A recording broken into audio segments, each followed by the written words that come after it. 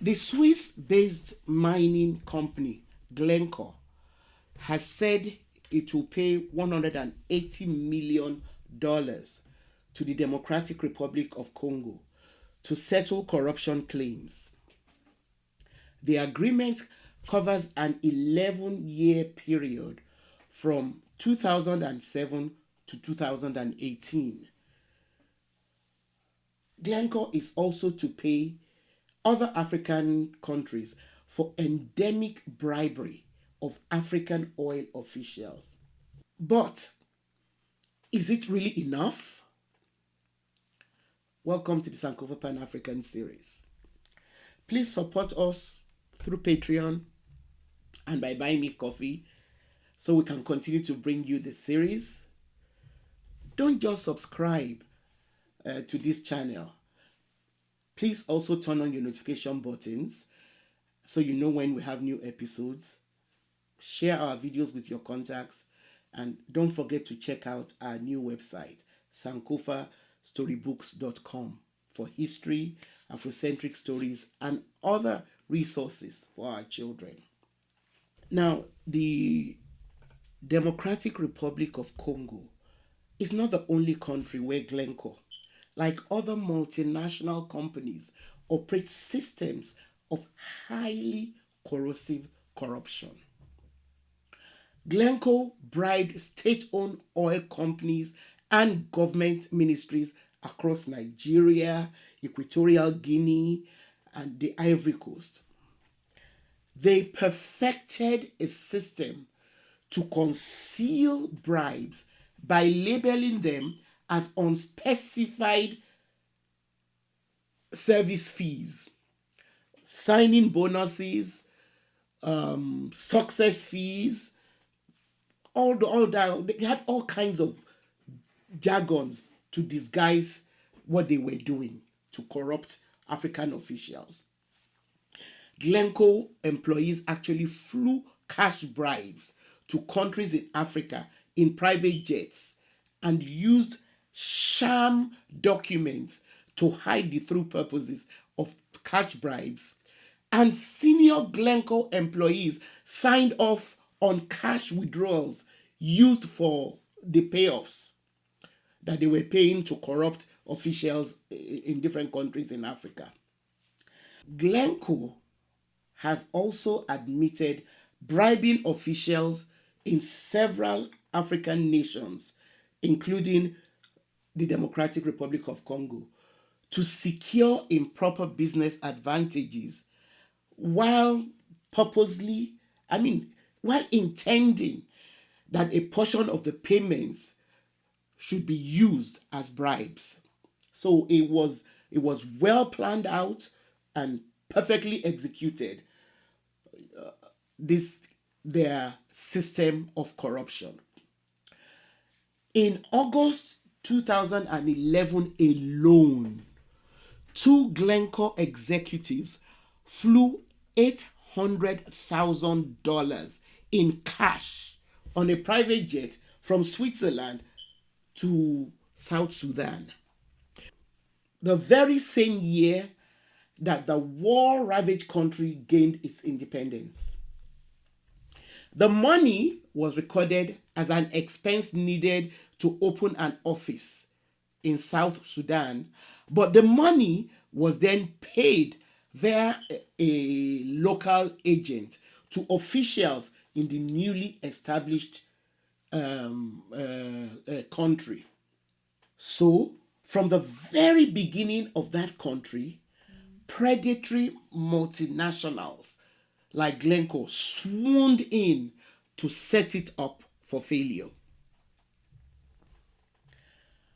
Bribery was so highly institutionalized within Glencore and accepted as part of its way of doing business in Africa that between 2012 and 2015, a Glencore trader and agent in Nigeria withdrew a total of $13.7 million in cash from Glencore's Swiss cash desk.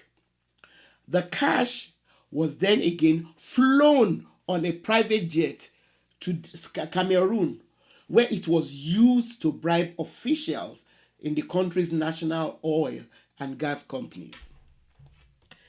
It is estimated that Glencore employees and its agents had given bribes of $27 million to unnamed officials in Nigeria, Cameroon, Ivory Coast, Equatorial Guinea, and South Sudan, causing those countries to lose about 128 million at the time of the offenses. So, can you now imagine what the accrued interest on those losses would have been? Now, the company claims that it is now committed to operating transparently with openness and integrity at the forefront and has taken significant action on improving its ethics and compliance. However, the question begging an answer now is, has real justice been served by the paltry settlements which Glencore is now paying? And let's not forget that there were real flesh and blood human beings who are still raking billions from this ill-gotten wealth that they accrued through Glencore's dirty business in Africa. Let's take a quick look at the origin of Glencore and the people behind it, because some of them are still alive, enjoying their ill-gotten wealth.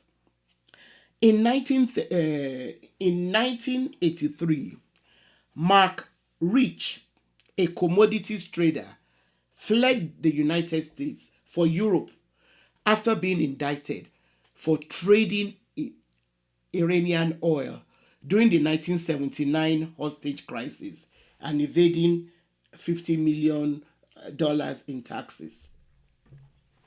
In Switzerland, he continued to operate Mark Rich and Company. And by 2001, when Bill Clinton decided to grant Mark Rich, for whatever reason, Bill Clinton decided to grant Mark Rich a presidential pardon on his last day in office as the president of the US.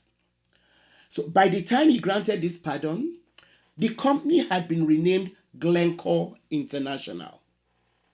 Mark Rich died a free man and a billionaire in 2013, having acquired stupendous wealth through the company's tentacles that had been spread across different African countries.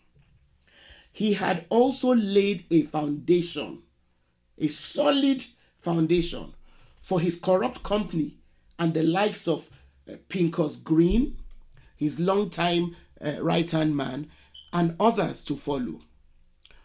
Other billionaires who have been part of Glencore include Ivan Glassenberg, Daniel Mate or Mate, it's spelled M-A-T-E, and Thor Peterson.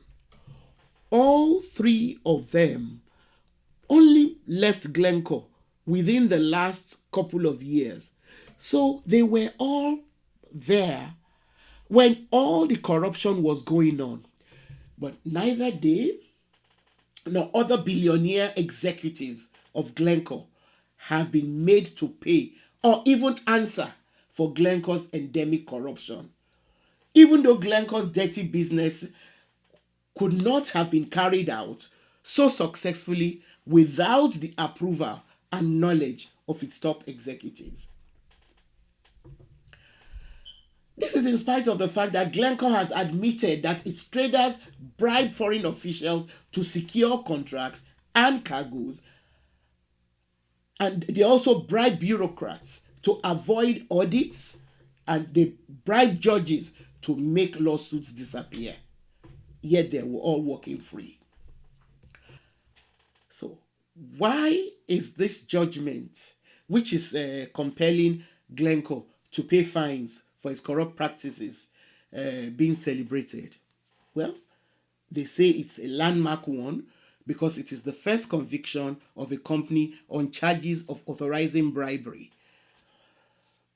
Glencore has also received a series of other penalties for which a UK court has ordered it to pay as a result of African bribes linked to London-based Communities Trading Desk.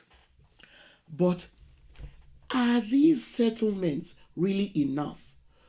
Or just a tap on the wrist of a Glencore, which is still free to continue doing business in African countries in spite of the evidence, overwhelming evidence of bribery uncovered by various investigations into his activities in the DRC and other African countries between the 11-year period that I mentioned, 2007 to 2018. Also, the settlement of 180 million in fines is only a fraction of the gains that this company made in the DRC. It's the same with the other countries that they're trying to settle with. It's a ripoff because the settlement with the Congolese government, for instance, is allowed to cover all present and future claims arising from any alleged acts of corruption by the Glencore Group between the 11-year period. Meanwhile, Glencore continues to do big business in African countries and owns several assets, including the Mutanda copper cobalt mine and a controlling stake in KCC, a large copper cobalt project. Glencore's estimated earnings before interest and tax in the first half of the year 2022 alone reached $3.7 billion. So compare this to the paltry settlements of 180 million being made to the DRC. It doesn't make sense. So how has justice been served for the impoverished masses of the DRC and other African countries whose resources are paying for the lavish lifestyles of the people who made and are allowed to continue enjoying this wealth in the economic north? Thanks for watching. Please support us through Patreon and by buying me coffee. Subscribe and turn on your notification buttons. Share our videos. Keep your comments coming. Don't forget to check out our new website, sankofastorybooks.com, for history, Afrocentric stories, and other resources for our children.